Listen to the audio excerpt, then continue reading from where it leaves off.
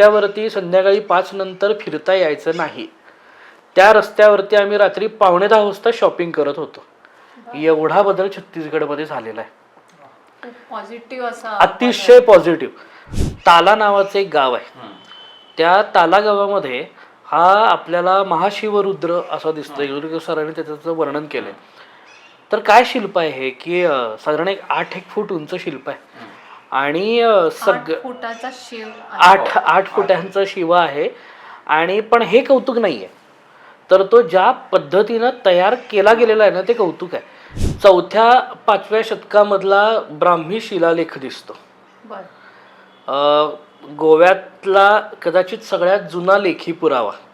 आणि तो सातेरी नावाचा जो भाग आहे त्या ठिकाणी तो शिलालेख आहे. आत्ता सगळा मोकळा उघडा तसाच पडलेला आहे. तो लवकरच नष्ट होईल जर आपण त्याची काळजी नाही घेतली तर तो शिलालेख तिथं आपल्याला दिसतो. 12व्या शतकातली अप्रतिम मूर्ती आहे. तर त्या करमाळी नावाचं जुनं बेट होतं, त्या बेटावरती हा ब्रह्मदेव होता. आपल्याला हात कटरो खांब नावाचा एक खांब दिसतो. आणि कदाचित गोव्यात पोर्तुगीजांनी केलेल्या अनन्वित छळाचा तो पुरावा आहे. तर हे लेनिन, हिटलर आपल्याला असे सौम्य वाटायला लागतात, पण जेवढ्या पद्धतीनं त्यांनी केलेला अन्याय हा जगासमोर मांडला जातो तेवढा पोर्तुगीजांनी गोव्यावरती केलेला अन्याय नाही मांडला जात. की उद्या समजा मी तुम्हाला सांगितलं मी चला तुम्हाला मी मस्त चंद्रपूरला फिरवून आणतो, तर कसं रिॲक्ट कराल तुम्ही? किंवा वाक्यातच एक पहिले क्वेश्चन मार्क असं वाटेल. खानदेश, मराठवाडा या गोष्टींशिवाय आपण महाराष्ट्राबद्दल बोलू शकत नाही. कल्याण स्वामींनी लिहिलेल्या पोथ्यात हस्तलिखित तिथं आपल्याला बघायला मिळतात.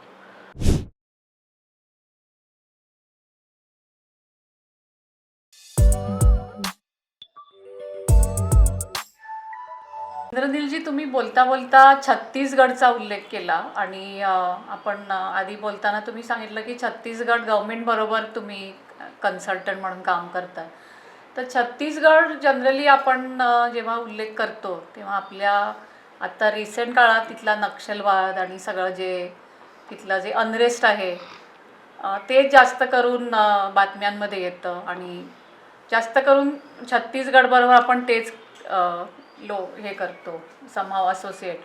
पण छत्तीसगडमध्ये सुद्धा मला वाटतं इंटिरियर्समध्ये खूप चांगली चांगली मंदिरं किंवा तिथेही असाच वारसा असू शकतो. त्याच्याबद्दल काय सांगाल?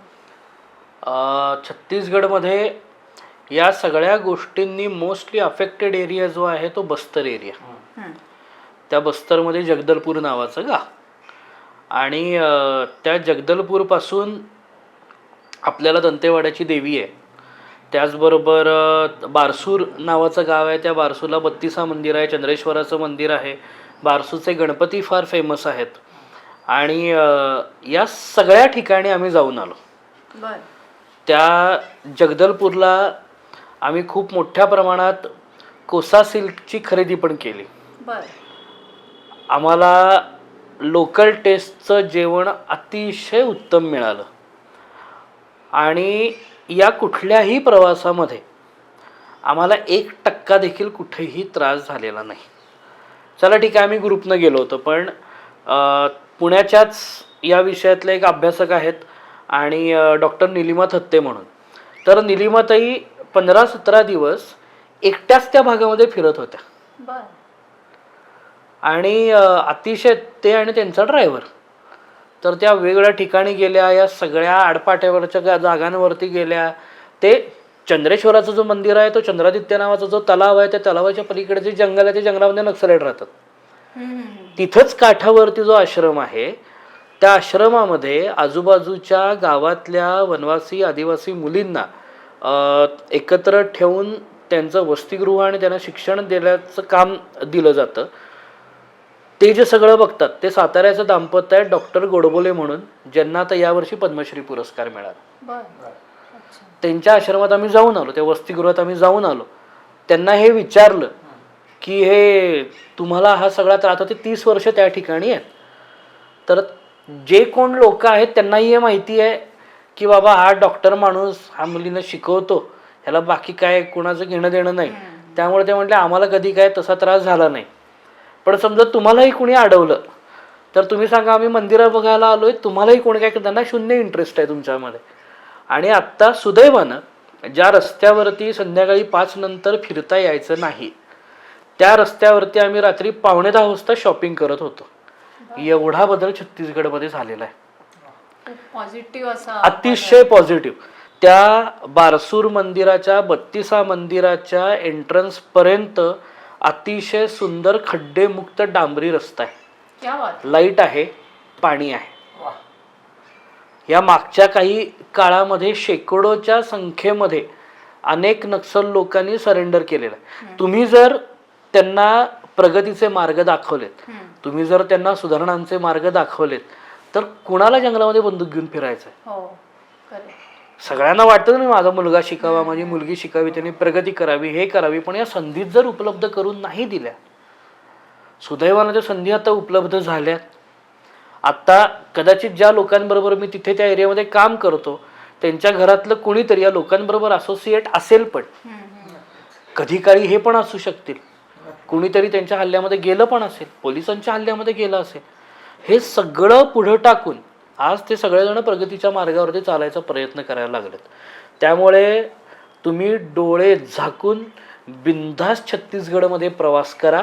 अहो, पुणे जगदलपूर डायरेक्ट फ्लाईट पण चालू झाली आता तुम्हाला, त्यामुळे अडचणच नाही आहे. पण अतिशय सुंदर तो सगळा भाग आहे. सो आपल्या मीडियामध्ये येणाऱ्या गोष्टी या 80% आपण जर सोडायला चालू केलं तर आपलं आयुष्य फार सोपं होईल. त्यामुळे हे सगळं तुम्ही डोक्यातून काढून टाका. आणि मी माझ्या आईला घेऊन गेलोय, म्हणजे त्यामुळे तेवढं कम्फर्टेबली तुम्ही अगदी की म्हणजे 4 घरातल्या लोकांची रिस्क घेऊन जाणं वेगळं आणि आपल्या जायची रिस्क घेऊन जाणं वेगळं. सो तुम्ही आता बॅचलर लोक किंवा तरुण मुलं जर गेलात तर तुम्ही सकाळी लवकर उठून कसे फिरू शकता, अगदी उशिरा. पण जेव्हा तुम्ही फॅमिली घेऊन जाता तेव्हा जे एक थोडंसं डिसिप्लिन मध्ये प्रश्नच नाही. अहो, राहायची सोय उत्तम आहे, चित्रकूट धबधब्याच्या इथं आहे, जगदलपूर गावामध्ये आहे, शॉपिंगसाठी अनंत पर्याय उपलब्ध आहेत, जेवणा खाण्याची सोयीला काहीही अडचण नाही. त्याच्यानंतर त्या जगदलपूरमध्ये 20-22 दिवसांचा दसरा सेलिब्रेट केला जातो, जोरदार मोठा उत्सव असतो, ते तिथं चालू आहे. गणपती उत्सव मोठ्या प्रमाणामध्ये साजरे केले जातात. सो आणि असं मला तरी काय, मी अतिशय कोर एरियामध्ये तिथं फिरलो, पण मला अजिबातच या कुठल्याही गोष्टी त्या ठिकाणी जाणवलेल्या नाहीत. सो हे नाही आहे असं आहे का, तर अजिबातच नाही. या गोष्टी आहेत, इट एक्झिस्ट. पण ते जेवढ्या प्रमाणामध्ये आपल्याला फुगवून सांगितलं जातं तेवढं तर ते निश्चितच नाही आहे. सो तुम्ही अगदी बेलाशक तो सगळा रिजन एक्सप्लोर करू शकता. छत्तीसगडचा वारसा जो आहे, धबधबे तर आहेच, बस्तरचा धबधबा वगैरे सगळं माहिती आहे, पण ह्या व्यतिरिक्त तिथे असलेली मंदिरांची जी परंपरा असू दे किंवा काही शिल्प असू दे, म्हणजे शंकराजीतलं एक शिल्प आहे ते अत्यंत उत्कृष्ट आहे, तर मग ह्याबद्दल काय सांगशील? जसं ओडिसा आहे की ओडिसाच्या कलेवरती तिथल्या ट्रायबल रूटचा प्रचंड मोठा इम्पॅक्ट आहे, त्याच पद्धतीनं छत्तीसगडमध्ये देखील तिथल्या गौंड लोकांचा जो प्रभाव आहे तिथल्या कलेवरती, तर हा देखील खूप मोठ्या प्रमाणामध्ये आपल्याला बघायला मिळतो. आणि त्यामुळं खजुरावला जशी एकदम मस्त आणि आखीव रेखीव शिल्प दिसतात, इकडं तेवढीच ओबडधोबड आहे, बोलकी तेवढीच आहे, पण त्या पद्धतीची आपल्याला दिसतात. तिथल्या कपड्यांवरती, तिथल्या दागिन्यांवरती तो इम्पॅक्ट आपल्याला बघायला मिळतो. आणि मंदिरं जर म्हणशील तर ती याच बेसमधून चालून, कारण की त्या रिजनची जी शैली आहे तीच पुढे हजारो वर्ष लोकांनी कंटिन्यू केलेली आहे. आता आम्ही कोल्हापूरला कोल्हापुरी चप्पल वापरतो, ते मागच्या 600, 700, 800 वर्ष त्याच पद्धतीनं वापरतो, त्याच्यात बदल नाही झालेला काही. सो त्या ठिकाणी पण ज्या गोष्टी दिसतात, गळ्यातले दिसतात, कानातले दिसतात, डोक्यावरचे दिसतात, कंबरपट्टा दिसतो, वस्त्रांच्या वेगळ्या शैली दिसतात, पादत्राणांच्या वेगळ्या शैली दिसतात, ते त्याच याच्यातून आलेलं आहे. सो त्यांनी स्वतःची अशी एक शैली तयार केली. आणि मग तिथं परमार नावाचं एक राजघराणं होतं, की आपल्याला माहिती आहे की 2001 मध्ये छत्तीसगड मध्य प्रदेशपासून वेगळं होऊन ते स्वतंत्र राज्य झालं. आणि स्वतंत्र राज्य होताना तसं बघायला गेलं तर ते गरीब राज्य आहे. आणि त्यांच्याकडं कोल इंडस्ट्री आहे किंवा पेट्रोलियम रिफायनरीज आहे. कोरबा नावाच्या डिस्ट्रिक्टमध्ये हे सगळं चालू आहे. ते जरी मोठं असलं तरी जसं महाराष्ट्राचं आहे, आपल्याकडे समुद्र आहेत, आपल्याकडे डोंगर आहे, आपल्याकडे मुंबई आहे, आपल्याकडे नागपूर आहे, तसं आपल्याकडे पुणे आहे, तसं छत्तीसगडचं नाही आहे ना. छत्तीसगड त्या मनानं गरीब स्टेट आहे, पण ते गरीब स्टेट असून सुद्धा त्या बस्तरमध्ये त्या जगदलपूरपासून जे चंद्रेश्वराचं मी मंदिर तुम्हाला म्हटलं 32 बारसूरला, त्या मंदिराचा प्रिमायसेस हा हिरवागार आहे. त्याला कंपाऊंड आहे, तिथं डेडिकेटेड माळी ठेवलेला आहे, तिथं हिरवंगार लॉन त्यांनी तयार केलेलं आहे. सेम केस 32ला, सेम केस बारसूरच्या गणपतीला, सेम केस दंतेश्वरीला, सेम केस राजिमच्या मंदिरांमध्ये, सेम केस बोरमदेवच्या मंदिरांमध्ये. हे छत्तीसगडची अख्खी अशी टोकं आहेत. पण राजकीय इच्छाशक्ती म्हणजे काय असते याचं उदाहरण जर तुम्हाला बघायचं असेल, ते जर अनुभवायचं असेल तर प्रत्येकानं छत्तीसगड मात्र नक्की बघा. अतिशय स्वच्छ, त्या शेवटच्या कॉर्नरपर्यंत आता वॉशरूम पण होत्या आणि सगळ्यात महत्त्वाचं वॉशरूममध्ये पाणीही होतं, म्हणजे ती अडचण नाही आली. हो, या गोष्टी खूप साध्या आहेत रे आणि बेसिक गोष्टी आहेत. ते मगाशी मी तुला प्रश्न विचारला होता त्या शंकराच्या बद्दल सांगू शकस? कारण तिथं जो बरोबर आहे, बिलासपूर रायपूर रस्त्यावरती ताला नावाचं एक गाव आहे. त्या ताला गावामध्ये हा आपल्याला महाशिवरुद्र असा दिसतोय. युरिक सरांनी त्याचं वर्णन केलंय. तर काय शिल्प आहे हे की साधारण 8 फूट उंच शिल्प आहे आणि 8 फुटांचा शिव आहे. आणि पण हे कौतुक नाही आहे, तर तो ज्या पद्धतीनं तयार केला गेलेला आहे ना ते कौतुक आहे. की त्याचे डोळे म्हणजे कासव आहेत, त्याच्या भुवया म्हणजे सरडे आहेत, त्याच्यानंतर भुवया म्हणजे मासे आहेत, त्याच्यानंतर त्याची नाकाची जी ठेवण आहे ती म्हणजे एक पाल असल्यासारखा जो प्राणी आहे तो आहे, त्याचे खांदे म्हणजे सिंह आहेत, पोटाच्या जागी मोठा चेहरा आहे, हनवटी म्हणजे त्याचं खेकडा आहे की जो इथं त्यांनी असा प्लेस केलेला, इथं बसलाय अशा पद्धतीनं तो आपल्याला बघायला मिळतो. त्याच्या जटा म्हणजे नाग आहे सगळ्या. आणि मग असा तो अख्खा तयार झालेला तो आपल्याला बघायला मिळतो महाशिवरुद्र, की शिव याला आपण पशुपती म्हणतो. तर या सगळ्याचं याच्यापेक्षा जास्त उत्तम रिप्रेझेंटेशन आपल्याला कुठं बघायला मिळेल. तर त्यांनी तो महाशिवरुद्र तिथे तयार केलेला दिसतो आणि कदाचित भारतामधलं ते एकमेव शिल्प तिथं आपल्याला त्या ताला नावाच्या गावामध्ये बघायला मिळतं. तर इंद्रनीलजी, आपण काश्मीर आणि छत्तीसगड मधल्या थोड्याशा विस्मृतीत गेलेल्या अशा वारसा स्थळांबद्दल बोललो.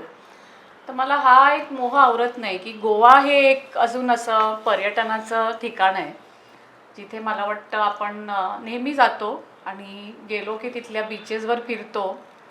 एखादं, आता माझ्याच बाबतीत सांगते, आमचं मंगेशी महालक्ष्मी आमचं कुलदैवत आहे, तर तिथे जातो. पण बीचवर जाऊन फिरण्याचा मोह काय आवरत नाही. पण मला नक्की असं वाटतं की गोव्यामध्येही अशी भरपूर आडवाटेवरची वारसा स्थळं नक्की असतील जी काळाच्या ओघात आपल्यासारखे टुरिस्ट लोक म्हणजे माहितीच नसतील. अशा स्थळांबद्दल काय सांगा? गोवा हा सगळ्यांच्या तसा जिव्हाळ्याचा विषय आहे वेगवेगळ्या कारणांसाठी म्हणून. ॲब्सोल्युटली. तर गोव्यावरती गेल्यावरती बीचला जायला पाहिजे का? तर 100% जायला पाहिजे. पण या उन्हात बीचवरती जाऊन काय करणार? बीचवरती संध्याकाळी जायचं. मग दिवस कसा घालवायचा गोव्यातला? तर बीच साऊथ गोव्यात पण आहेत, सेंट्रल गोव्यात पण आहेत, नॉर्थ गोव्यात पण आहेत. बरोबर. तर आपण थोडंसं गोव्याचं एक बर्ड आय व्ह्यू जर बघितला हिस्ट्रीचा, तर आपल्याला लक्षात येतं की अगदी मौर्य काळापासून मग मौर्य आहेत, सातवाहन आहेत, इकडनं तो सगळा प्रवास चालू होतो. मग त्याच्यानंतर दक्षिणेतल्या अनेक राजसत्तांनी तिकडं सत्ता केली आणि त्याच्यातलं सगळ्यात कमांडेबल पिरियड जो होता तो कदंबांचा पिरियड होता. आणि कदंबांची सत्ता आली, त्यामध्ये गोव्यानं वैभव बघितलं आणि ज्या पद्धतीनं वेगवेगळ्या आपल्या बाजारपेठा जगभरामध्ये प्रसिद्ध होत्या त्याच पद्धतीनं गोमांतकाची बाजारपेठ प्रसिद्ध होती. आणि त्याच्यानंतर मग पोर्तुगीज आक्रमण आलं, त्यानंतर मुघल आक्रमण आलं, तो सगळा भाग उद्ध्वस्त केला गेला. त्यानंतर दुसरं वैभव गोव्यानं बघितलं ते विजयनगर साम्राज्याच्या कालखंडामध्ये. आणि कृष्णदेवरायाच्या पिरियडमध्ये तो परत सगळं जुनं वैभव गोव्यानं 90 वर्ष अनुभवलं. आणि मग त्याच्यानंतर पोर्तुगीज आले आणि मग जो काही सगळा विध्वंस व्हायचा तो त्या ठिकाणी झाला. पोर्तुगीजांची सत्ता आल्यानंतर ज्या वेळेला पोर्तुगालमध्ये त्यांचा राजा बदलला, तर तो जो तिकडं नवीन आलेला राजा होता तर तो अतिशय धर्माच्या बाबतीमध्ये कठोर असा राजा होता. आणि त्याच्या आधीच्या राजसत्त्यांनी गोव्यामध्ये जो काही शिथिल भाग ठेवला होता धर्माच्या बाबतीत तो यानं अतिशय घट्ट केला. आणि मेजर गोव्यानं जे काही भोगलेलं आहे ते या कालखंडामध्ये भोगलेलं आहे, की ज्याच्यामध्ये धर्मांतरण असेल, त्यानंतर धर्मांतरण जरी झालं आणि कसं झालं की लोकांनी जीवाच्या भीतीपोटी धर्मांतरण केलं. धर्मांतरण केल्यानंतर घरात गुपचूप एका कोपऱ्यामध्ये ते हळूच आपल्या देवाला नमस्कार करायचे हे लक्षात आलं. त्यानंतर त्यांनी दुसरं फरमान काढलं की असं जे कोण करतंय त्याची तुम्ही आम्हाला बातमी द्या, त्याची प्रॉपर्टी आम्ही तुमच्या नावावरती करू. आणि मग त्यांनी तशी सगळी लोक गोळा केली. यामध्ये शेवटी आपला धर्म आपलं नाव वाचलं पाहिजे म्हणून 2 भावांपैकी अनेक घरांमध्ये एक भाऊ घरातले सगळे देव बिव सगळं संत साहित्य ग्रंथसंपदा सगळं घेऊन गोवा सोडून उज्जैनला गेला, इंदोरला गेला, खाली कारवारला गेला, दक्षिणेमध्ये गेला, इकडं वरच्या बाजूला महाराष्ट्राच्या काही भागामध्ये आला, तिकडं सगळीकडं तो त्या भागात गेला. काही लोक सावंतवाडीला गेले कारण सावंतवाडीच्या भोसल्यांनी ते कंट्रोलमध्ये ठेवलं होतं. काही लोक त्या ठिकाणी गेले आणि जे गोव्यामध्ये राहिले ते ख्रिश्चन झाले. तर हा एक बर्ड व्यू. आणि मग त्याच्यानंतर 62च्या दरम्यान गोवा परत मुक्त झाला. त्या ठिकाणी मोठ्या प्रमाणामध्ये पोर्तुगीजांविरुद्ध स्वातंत्र्यासाठी चळवळी त्या ठिकाणी उभ्या राहिल्या. आणि मग शेवटी 1962मध्ये ज्या वेळेला भारतानं तिन्हीकडून म्हणजे आर्मी, नेव्ही, एअरफोर्स या तिन्हीचा ताकद वापरून गोव्यामध्ये घुसायचं ठरवलं, त्याच वेळेला तो जो सालाजार म्हणतात की तिथल्या राजाचा इथला माणूस, तर एकंदरीत आवेश बघून त्यानं न लढताच सगळं सरेंडर केलं आणि तो निघून गेला. तर हा एक जनरल गोव्याचा ओव्हरव्ह्यू. आता याच्यामध्ये 3 तालुके असे होते की सेंट्रल गोव्यामध्ये की जिथं मॅक्झिमम इम्पॅक्ट हा पोर्तुगीजांचा होता. त्यामुळे जी काही तुम्ही आज मोठी मंदिरं बघता, शांतादुर्गा असू दे, सप्तकोटेश्वर असू दे, मंगेशी असू दे, हे सगळेजण या 3 तालुक्यातून बाहेर गेलेली मंदिर आहेत. की इथं जर आपण थांबलो तर आपल्या देवता राहणार नाहीत, आपण सगळं नष्ट करून टाकतील हे लोक. त्यामुळे त्या भीतीनं त्यांनी देवता या बाहेरच्या भागामध्ये हलवल्या आणि तिकडे मग त्यांना तो आश्रय मिळाला आणि त्या देवता त्या ठिकाणी फ्लरिश झालेल्या आपल्याला दिसतात. पण त्याच्याही अलीकडे जर आपण गेलो तर साऊथ गोव्यामध्ये उसगलीमल नावाचं एक गाव आहे. त्या उसगलीमल त्या उसगलीमल नावाच्या गावात कुशावती नावाची नदी वाहते आणि त्या नदीच्या काठावरती जर तुम्ही गेलात तर त्या ठिकाणी आपल्याला कातळ खोद चित्र दिसतात की तिथे 2 बैल एकमेकांबरोबर झुंजताना शिल्प आहेत, माशाचं चित्र आहे, आडवा पडलेल्या मनुष्याचं चित्र आहे. त्याच्यानंतर आपण चक्रव्यूह जे म्हणतो तर तसं एक चित्र त्या ठिकाणी खोदलेलं आपल्याला बघायला मिळतं. कोंबड्याचं चित्र खोदलेलं आहे. ही सगळी चित्र साधारण 12-13 हजार वर्ष जुनी चित्र आहेत. गोव्यातल्या मानवी वस्तीचा तो पहिला पुरावा. तिथं जाताना आपल्याला वाटेत बुडबुड्यांचं तळं लागतं. नाव फार छान आहे. आणि काय घडतं तर हे बेसिक जिओलॉजिकल मार्वल आहे की तुम्ही ज्या वेळेला त्या तळ्याच्या जवळ जाता आणि तुम्ही कंपनं तयार करता, चालून तयार करता, टाळ्या वाजवून तयार करता, त्यावेळेला त्याच्यातून बुडबुडे येतात. तर हा एक अतिशय भन्नाट भाग तिथे सुंदर त्यांनी केलेला आहे. या सगळ्या भागामध्ये मसाल्याच्या पदार्थांची शेतीही खूप छान होते. आणि तर हे 2 भाग दक्षिणेमध्ये, तिकडनं तुम्ही हळूहळू जसे मध्य गोव्याकडे येत जाता, म्हणजे मडगाव क्रॉस करून तुम्ही परत बिचोली नावाच्या एरियामध्ये येता. तर त्या बिचोलीमध्ये आपल्याला 4-5व्या शतकामधला ब्राह्मी शिलालेख दिसतो. गोव्यातला कदाचित सगळ्यात जुना लेखी पुरावा, आणि तो सातेरी नावाचा जो भाग आहे त्या ठिकाणी तो शिलालेख आहे. आत्ता सगळा मोकळा उघडा तसाच पडलेला आहे, तो लवकरच नष्ट होईल जर आपण त्याची काळजी नाही घेतली तर तो शिलालेख तिथं आपल्याला दिसतो. त्या बिचोलीमकडून परत पणजीकडे येताना वाटेत ब्रह्माकर्माळी नावाचं गाव आहे. तर हा जो तिथला जो ब्रह्मदेव आहे, अतिशय सुंदर कदंबांच्या काळातली 12व्या शतकातली अप्रतिम मूर्ती आहे. तर त्या करमाळी नावाचं जुनं बेट होतं, त्या बेटावरती हा ब्रह्मदेव होता. आणि तिकडे पोर्तुगीजांचा हल्ला झाल्यानंतर त्यांनी ती मूर्ती इकडं आणून या गावामध्ये बसवली, आणि करमाळीवरून आलेला ब्रह्मदेव म्हणून त्या गावाला देखील ब्रह्मकरमाळी असंच नाव पडलं. तर मंदिर नवीन आहे पण मूर्ती 12व्या शतकातली आहे. आणि या मूर्तीचं वैशिष्ट्य म्हणजे या ब्रह्मदेवाला 4ही मुख आहेत, 3 आणि 4थं पाठीमागचं, आणि पाठीमागच्या बाजूला त्यांनी खिडकी केली आहे गर्भगृहाच्या भिंतीला. तुम्हाला ते 4थं मुख पण बघता येतं. आणि मग ते तसं एक ब्रह्मकरमाळीचं मंदिर आहे. मग तिकडनं आपण जसं परत पणजीकडे यायला लागतो त्यावेळेला वाटेत आपल्याला हात कटरो खांब नावाचा एक खांब दिसतो. आणि कदाचित गोव्यात पोर्तुगीजांनी केलेल्या अनन्वित छळाचा तो पुरावा आहे. तर ज्या वेळेला आपले हिंदू हे सरेंडर होण्यासाठी झुकले नाहीत, त्यांनी नकार दिला, आज जे प्युअर गोवन हिंदू आहेत, तिथं राहणारे, तिथं पूजा करणारे, तिथं आपला धर्म टिकवणारे, यांचे अनेक पूर्वज हे त्या खांबाच्या क्रूरतेला बळी पडलेत बरं का. पण त्यांनी धर्म नाही सोडलेला कुठल्याही परिस्थितीत. तर मी मगाशी सांगितलं तसं की तुम्ही सांगायचं की हा पूजा करतोय, लपून छपून करतोय, मग तुमची प्रॉपर्टी मला मिळणार आणि मग ते सगळे अधिकार माझ्याकडे येणार वगैरे वगैरे वगैरे. तर या ज्या लोकांना ते एकत्र गोळा करायचे, त्या खांबाच्या इथे त्यांना बांधायचं आणि सगळ्या लोकांना बोलवून सगळ्यात समोर त्यांचे हात कापायचे, यासाठीचा तो खांब आहे. त्याला हात कतरो खांब. शेकडो लोक, शेकडोच्या संख्येनं लोकांचे हात तिथं कापलेले आहेत. म्हणजे गोव्यावरती पोर्तुगीजांनी केलेले अनन्वित अत्याचार आपण वाचले तर हे लेनिन, हिटलर आपल्याला असे सौम्य वाटायला लागतात. पण जेवढ्या पद्धतीनं त्यांनी केलेला अन्याय हा जगासमोर मांडला जातो, तेवढा पोर्तुगीजांनी गोव्यावरती केलेला अन्याय नाही मांडला जात.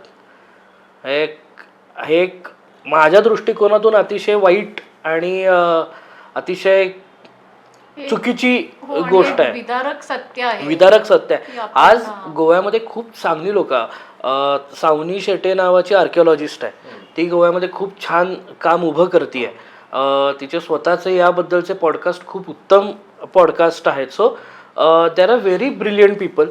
आणि तुम्ही कधी गोव्याला गेला तर तिला नक्की भेटा. तर त्या ब्रह्मकरमाळी हात कतरो खांब करून तुम्ही पणजीच्या इकडे आलात की तिथून परत पणजीपासून जवळच नॉर्थ गोव्याकडे जाताना आपल्याला अजून एक किल्ला लागतो, रईस मोगोस नावाचा. तर त्या रईस मोगोस हा त्या मांडवी आणि त्या समुद्राला एकत्र जोडणाऱ्या ठिकाणचा तो वॉच टॉवर सारखा त्यांनी तयार केलेला किल्ला आहे. अतिशय सुंदर किल्ला आहे. त्या किल्ल्यावरती या सगळ्या लोकांना बराच काळ कैद करून ठेवलं होतं की जे गोवा मुक्ती संग्रामामधली जी लोकं होती तर त्यांच्यासाठी जेल म्हणून या किल्ल्याचा देखील त्यांनी वापर हा बराच काळ केला होता. सो अशा अनेक वेगवेगळ्या जागा आहेत.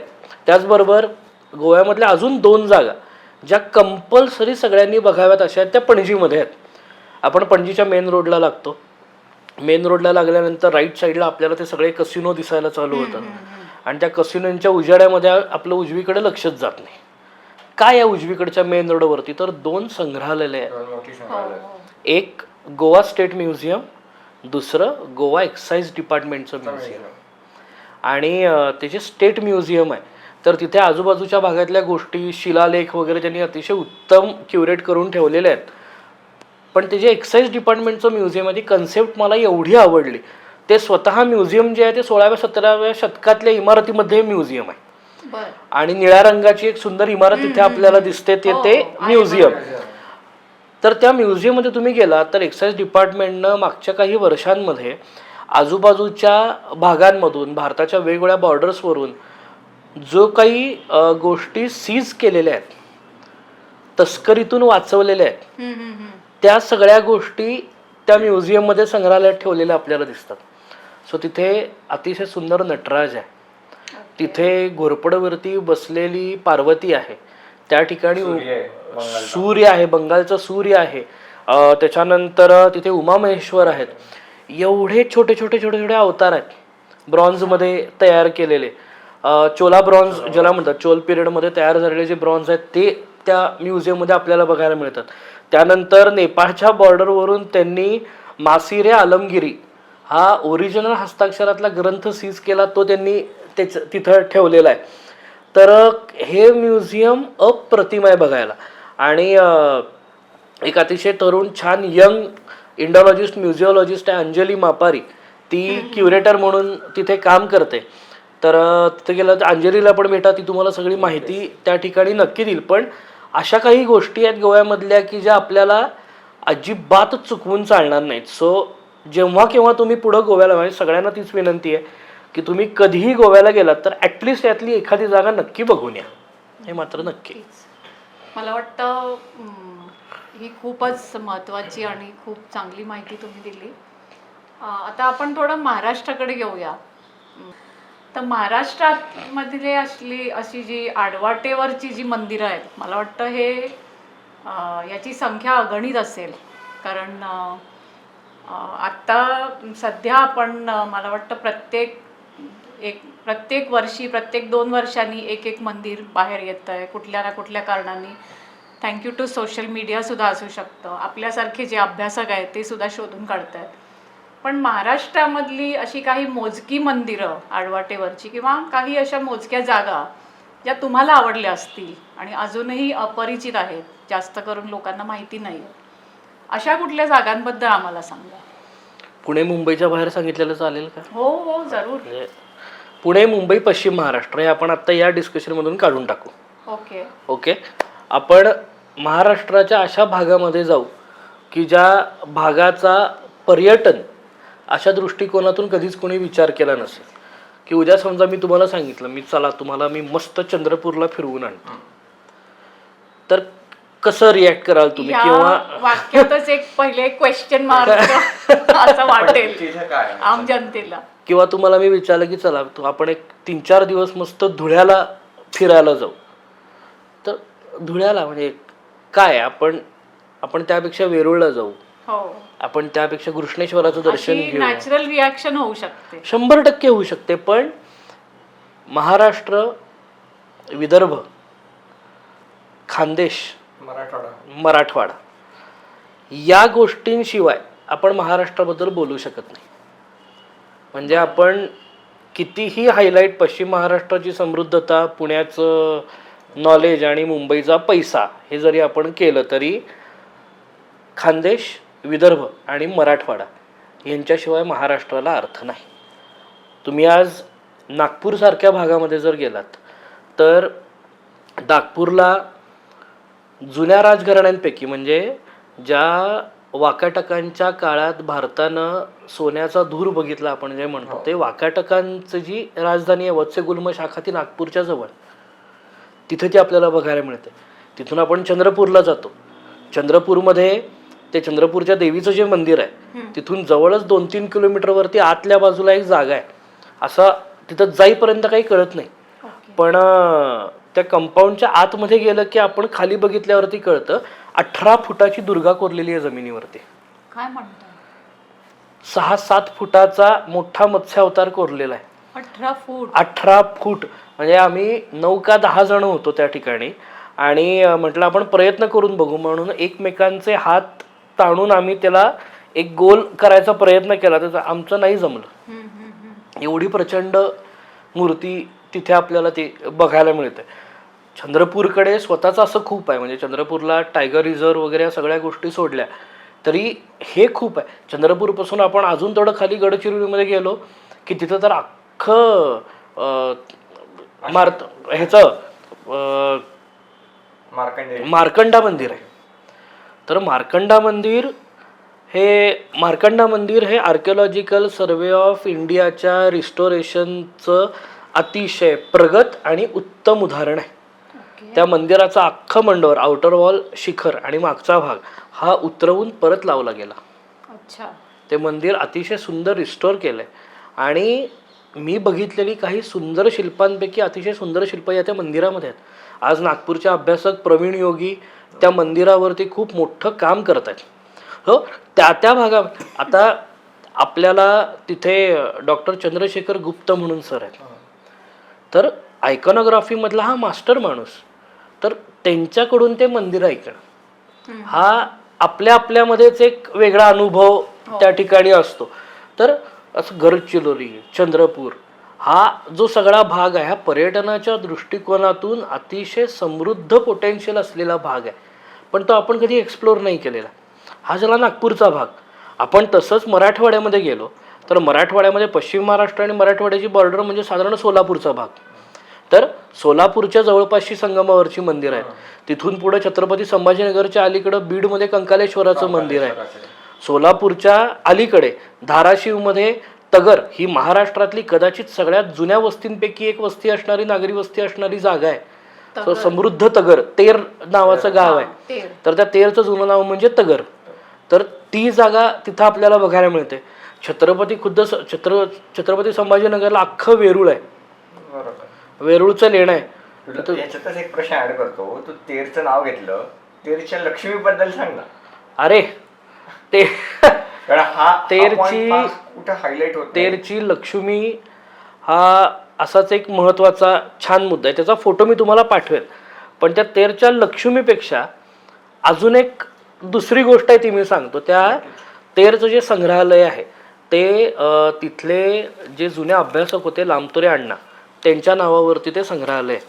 तर त्यांच्या प्रायव्हेट कलेक्शनमध्ये काही गोष्टी त्यांनी ठेवलेल्या आहेत आणि आत्ता जे त्यांचे जे पुढच्या पिढीतले जी लोक आहेत त्यांनी त्याच व्यवस्थित गोष्टी सांभाळून ठेवलेल्या आहेत. तर तिथे त्यांच्या कलेक्शनमध्ये एक लाकडी आरशाची मूठ आहे. लाकडी आरशाची मूठ, आणि त्या लाकडी आरशाच्या मुठीला आकृती म्हणून स्त्री आहे की जी आपली केस नीट करते. तिच्या बांगड्या, तिच्या पायातले दागिने, तिचं वस्त्र, तिच्या गळ्यातले दागिने, एवढीशी मूर्ती आहे. हे सगळं डिटेलिंग, हे सगळं त्या डिटेलिंग लाकडावरती. आणि किती जुनं लाकूड आहे ते, साधारण 2000 वर्ष जुनं लाकूड आहे. काय म्हणतो. तर आणि 2000 वर्षापूर्वी त्या ठिकाणी अशी प्रगत संस्कृती नांदत होती की ज्यांना आरसा जरी बघायचा असेल तरी आरशाची मूठ एवढी डेकोरेट असावी असं कुठेतरी वाटत होतं. म्हणजे त्या ठिकाणी होणारा जागतिक व्यापार, त्यांना मिळालेलं त्यावेळेचं फायनान्शियल एक्सपोजर आणि त्याचा त्यांनी केलेला त्यांच्या एस्थेटिक्ससाठी वापर हे त्या एका मुठीवरून आपल्याला लक्षात येतं. सो अतिशय प्रगत, अतिशय सुंदर तो तेरचा सगळा भाग आहे. त्रिविक्रमाचं कदाचित महाराष्ट्रातलं सगळ्यात जुनं मंदिर हे त्या तेरमध्ये आपल्याला बघायला मिळतं. त्या तेरपासून आपण परत धाराशिवला येतो, तिकडनं छत्रपती संभाजीनगरकडे जातो, वाटेत बीड बायपास आहे, बीडला कंकालेश्वराचं मंदिर आहे, आजूबाजूच्या प्रिमायसेसमध्ये भरपूर मंदिर आहेत. तिकडनं आपल्याला खुद्द लागतं वेरूळ. पण इथं आपण वेरूळला थांबायला नको, कारण की वेरूळ आता वर्ल्ड हेरिटेज साईट आणि असं सगळं छान छान गोड मस्त जागा आहे ती.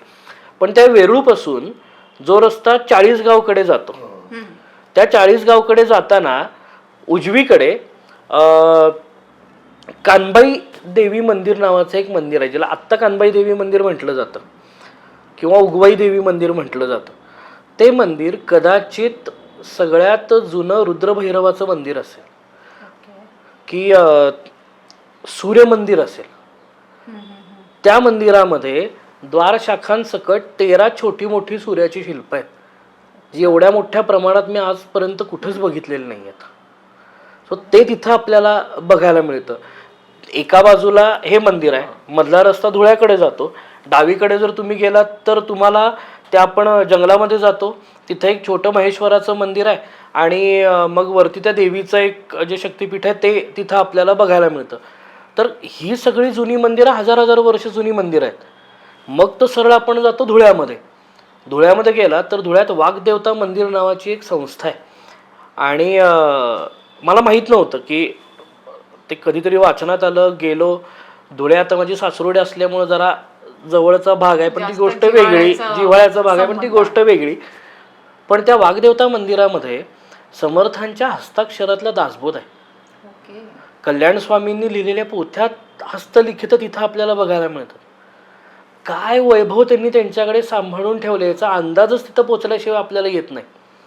राजवाडे संशोधन केंद्र आहे, अतिशय सुंदर यज्ञवराहाची मूर्ती तिथं आपल्याला बघायला मिळते. या सगळ्या गोष्टी आहेत. मेथीची मंदिरं आहेत, बळसाण्याची मंदिरं आहेत, झोडग्याचं मंदिर आहे. तुम्ही एकदा तो पट्टा जर फिरायला गेलात तर एवढ्या अप्रतिम आणि सुंदर गोष्टी तिथे आपल्याला बघायला मिळतात. सो माझी कळकळीची विनंती आहे की आपण महाराष्ट्राबद्दल ज्या वेळेला म्हणू, आणि पुणे मुंबईकरांना हा सगळा रिजन एक्सप्लोअर करणं अतिशय सोपं आहे. हो. तुम्ही 5-6 तासात धुळ्यात पोचता, तुम्ही 3-4 तासात सोलापुरात पोचता. त्यामुळे तुम्हाला ऑब्स्टॅकल किंवा अडचण अशी काहीच नाही आहे. रस्ते पण छान आहेत. सो एखाद्या शनिवार रविवारी गाडीला स्टार्टर मारून जाऊन या ना, तिकडे बघून तरी या काय वैभव आहे, काय लपून ठेवलेलं आहे आपण आपल्याकडे. आणि मग ज्या वेळेला तुमच्यासारखी उत्साहवर्धक लोक 4दा त्या ठिकाणी जातील, त्यावेळेला त्यातल्या कुणाला तरी वाटेल की बाबा सरकारला सांगावं की अरे इथं ही सगळी घाण पडली आहे, स्वच्छ कर बरं का. आणि मग अशी ज्या वेळेला शेकडोच्या संख्येनं लोक जातील, त्यावेळेला त्यांना वाटेल की नाही इथं जरा लोक यायला लागलेत, आपल्याला याचं रिस्टोरेशनचं काम थोडं करावं लागेल, आपल्याला याची डागडुजी करावी लागेल, आपल्याला गोष्टी सांभाळून ठेवाव्या लागतील. ते नाही होते कारण की आपल्याला फरक पडत नाही. हो. जोपर्यंत आपल्याला फरक पडत नाहीये तोपर्यंत कोणालाच पडत नाही. सो त्या पद्धतीनं आपण आता प्रयत्न करू. आणि तुम्ही जसे म्हणता की अशा ठिकाणी जर का लोक वाढले, टुरिझम वाढलं, तर लोकल लोकांना जी इकॉनॉमी तिकडची 100% समृद्ध होते, त्यांना 100% तिथल्या लोकांना रोजगार मिळतो. आणि हा एक आपण म्हणू शकतो एक जरिया होऊ शकतो की तिथलं अगदी. लोकल टुरिझम वाढून. अगदी तर मला वाटतं अनुराग सारख्या लोकांनी याच्यावर अजून प्रयत्न. अगदी. तुम्हाला सांगू का, एक मंदिर जगलं तर अख्खं गाव जगतं. तुम्ही आज कोल्हापुरातून अंबाबाई महालक्ष्मी काढून टाका, कोण येईल कोल्हापूरला? बरोबर आहे, तुम्ही म्हणता ते अगदी बरोबर आहे. आपण लेटेस्ट उदाहरण अयोध्येचं राम मंदिर. अयोध्येचा राम, काय अयोध्या डेव्हलप, तिरुमलाईचा तिरुपती, तुळजापूरची भवानी, पंढरपूरचा विठोबा. तुम्ही त्या कॉन्टेक्स्ट मधून त्यांना काढून टाका आणि त्या गावी कोण जाईल मला सांगा. जर ही मंदिरं आपण जगवली तर त्या मंदिराच्या अनुषंगानं अख्खं गाव जगतं. आणि जर गाव जगलं तर त्या गावातली पोरं कशाला 5-10 हजार वरती शहरात येतील कामं करायला. म्हणजे तिथली लोक गावातच राहतील आणि गावाचीच पुढे इकॉनॉमी. अगदी. आणि मी तुम्हाला सांगू, आता अनुराग अतिशय उत्तम काम हेरिटेज टुरिझम मध्ये करतो. पुण्यामध्ये खूप चांगली लोक या पद्धतीनं काम करतात. डॉक्टर मंजिरी भालेराव आहेत, अंबरीश खरे आहेत, सुषमा राममूर्ती आहे, गिरीनाथ भारदे आहेत. ही खूप छान नावं आहेत जी डेडिकेटेड काम करतात वारसा पर्यटनामध्ये. जर या सगळ्या लोकांनी एकत्र मिळून ठरवलं की नाही आपण तेर प्रमोट करायचं, आपण धुळे प्रमोट करायचं, आपण नागपूर, चंद्रपूर, गडचिरोली प्रमोट करायचं, तर या लोकांवरती विश्वास ठेवून जाणारी लोक आहेत यांच्याकडे. आणि मी सांगू अतिशय प्रामाणिकपणे की शेवटी सगळी आर्थिक गणितं येऊन थांबतात की बाबा याच्यातून मला प्रॉफिट होणार आहे का नाही. पण या सगळ्यांना मी तेवढ्याच विश्वासानं सांगतो की तुम्ही प्रामाणिकपणे या गोष्टी प्रमोट करा. People will take care of you. की ते तुमचे प्रयत्न फेल नाही होऊ देत. मग की नाही हा हे प्रमोट करत नाही, हे आपण बघूया बरं का जाऊ. या पद्धतीनं मला असं वाटतं की तुम्ही अग्री कराल कदाचित की उद्या जर त्यानं तुम्हाला सांगितलं की मी तुम्हाला धुळ्याला घेऊन जाईन तर तुम्ही नक्की जाल. कारण एवढं माहितीये की एक इतिहास अभ्यासक किंवा मूर्तिशास्त्र अभ्यासक जेव्हा आपल्याला सांगतोय की आहे बुवा याच्यात हे हे हे हे असं, तर मला वाटतं एक नॉर्मल टुरिस्ट कंपनीपेक्षा नक्कीच काहीतरी वेगळं आपल्याला यातनं 100% शिकायला मिळणार आहे. हा एक विश्वास त्याच्यामध्ये असतो. तर मला वाटतं हा खूप एक चांगला पॉईंट तुम्ही सांगितला की ह्या सगळ्या मंडळींनी हे जास्तीत जास्त प्रमोट करायची गरज आहे. आणि जशी ही जी ठिकाणं तुम्ही सांगितली, मला वाटतं मला माहीत नाही आपल्या प्रेक्षकांपैकी तिकडच्या भागातले कोणी असतील, बघत असतील तर माहीत असेल. पण पुण्या, मुंबई, कोल्हापूर, नाशिक भागातली जी लोक आहेत, मला वाटतं नक्कीच त्यांच्यासाठी हा एक मोठा आय ओपनर आहे की ह्या भागातही एवढा समृद्ध वारसा आहे. तर मला वाटतं आज आपण खूप काही शिकलो तुमच्याकडून. स्टार्टिंग फ्रॉम काश्मीर जे पठडीतलं काश्मीर आहे त्याच्या पलीकडे जाऊनही एक जुनं समृद्ध काश्मीर आहे. Goa of course beyond beaches, lot to see. छत्तीसगडमध्ये ऑफकोर्स घनदाट जंगलामध्ये दडलेली खूप सारी संस्कृती आहे. आणि जसं तुम्ही सांगितलं तुमच्या स्वतःच्या अनुभवावरनं की आता नक्षलवाद हळूहळू हद्दपार होतोय आणि तिकडे मला वाटतं आपल्यासारख्या लोकांनी प्रयत्न केले तर तिथल्या पण लोकल इकॉनॉमीला नक्की चालना मिळेल. अगदी. आणि महाराष्ट्र तर आहेच. मला वाटतं महाराष्ट्रातले लोक सुद्धा खूप जास्त करून उत्साही असतात. दर शनिवार रविवारी एखाद्या गड किल्ल्यावर किंवा लॉंग वीकेंड आला की निघतातच बाहेर गाडी काढून. तर मला हेच सांगावंसं आवडेल लोकांना की यावेळेला तुम्ही जेव्हा एखादी ट्रिप प्लॅन कराल तेव्हा हा पॉडकास्ट बघून ज्या काही ठिकाणांबद्दल तुम्हाला कळलंय तिकडे जरूर भेट द्या. भरपूर सारे इतिहास अभ्यासक आहेत, मूर्तिशास्त्र अभ्यासक आहेत, त्यांच्यातर्फे जाऊ शकता, एकटे जाऊ शकता. भरपूर माहिती अवेलेबल आहे इंटरनेटवर. आणि इंद्रनील सरांनाही कॉन्टॅक्ट केलं तर ते नक्कीच मदत करतील. तर मला वाटतं आज खूप मजा आली तुमच्याशी गप्पा मारून. मला पण. आणि अनुराग सुद्धा खूप खूप आभार गप्पांमध्ये सहभाग. इंद्राणीकडनं 2 गोष्टी नव्याने अजून कळल्या, अजून तो नवीन पर्स्पेक्टिव्ह मिळतो. या गोष्टी जास्त महत्त्वाच्या असतात. बरोबर. तर मला वाटतं इथेच थांबूया आज. आणि परत एकदा असा कुठला तरी वेगळा विषय घेऊन तुमच्याशी गप्पा मारायला जरूर आवडेल. पुढच्या वेळेला पाहिजे तर आपण कोल्हापूरला भेटू. कोल्हापूरलाही असं भरपूर समृद्ध संस्कृती आहे. कोल्हापूरला सगळ्यांचं स्वागत आहे. आम्हाला तसंही लोकांना खायला प्यायला घालायला आवडतं, त्यामुळे नक्की मोस्ट वेलकम. तर नक्कीच एक ट्रिप कोल्हापूरसाठी प्लॅन करू. आणि आपला अमूल्य वेळ दिल्याबद्दल धन्यवाद.